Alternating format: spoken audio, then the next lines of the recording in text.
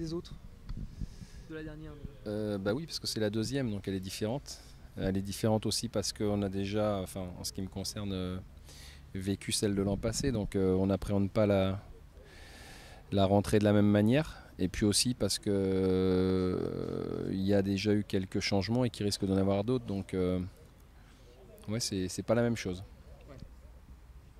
Il y a eu aussi la DNCG qui, finalement, cette année, là, t'as plus de coup près, quoi. Oui, ça nous laisse. Je dirais, aujourd'hui, on sait on sera sur la ligne de départ en Ligue 2, alors que l'an passé, on ne savait pas. On espérait beaucoup, on a eu raison d'espérer, mais sur le plan psychologique, c'est quand même pas la même chose non plus. Il y a beaucoup plus de sérénité et voilà, aujourd'hui, on ne se pose pas de questions dans ce domaine-là. Par rapport au mouvement de joueurs, là, tu t'attendais à, voilà, avoir ce genre d'effectif à la reprise? Oui, mais enfin bon, on est loin d'avoir terminé notre recrutement, hein. Voilà, il faut s'attendre à d'autres arrivées. J'espère pas d'autres départs, même si le monde du football professionnel aujourd'hui ne nous permet pas d'être sûr d'un effectif tant que la date limite n'est pas arrivée. Donc voilà, j'espère que les gens qui sont là resteront et qu'on pourra rapidement compléter l'effectif de au moins 4 joueurs.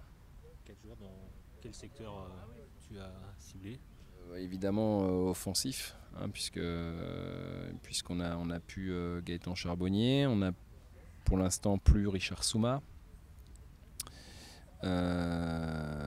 Donc voilà, aujourd'hui on a deux attaquants qui sont Fodé Doré et puis Claudio Quejero, donc il en faudra deux certainement. Voilà, il nous faudra certainement encore un défenseur, peut-être encore un milieu de terrain, on verra. Un mot sur Yorick Ravet, tu le suivais depuis un moment? Ouais, on voulait le prendre déjà à la trêve. Alors lui était d'accord, tout était calé, il devait venir et puis il a fallu un mauvais concours de circonstances, oui et non, parce que je pense que Saint-Étienne avait déjà prévu ça, mais le fait que les Africains de Saint-Étienne soient partis à la CAN, le coach a préféré le garder au cas où il ait des soucis, donc on n'a pas pu l'avoir à la trêve. Donc on a continué de le suivre évidemment, et puis et on n'a pas changé sur notre opinion quant à ses qualités et à ce qu'il pourrait nous apporter dans le groupe. Justement, ce qu'il va vous apporter, c'est quoi? C'est de la vitesse et sa technique. De la technique, de la percussion. C'est un joueur qui sait finir les actions lui-même ou les faire finir. Donc voilà, il a déjà eu l'expérience de la Ligue 2 à Grenoble. C'est un jeune joueur, hein, donc avec voilà, les qualités de la jeunesse. Voilà, donc c'est exactement ce qu'on cherchait dans le profil. On voulait amener de la percussion.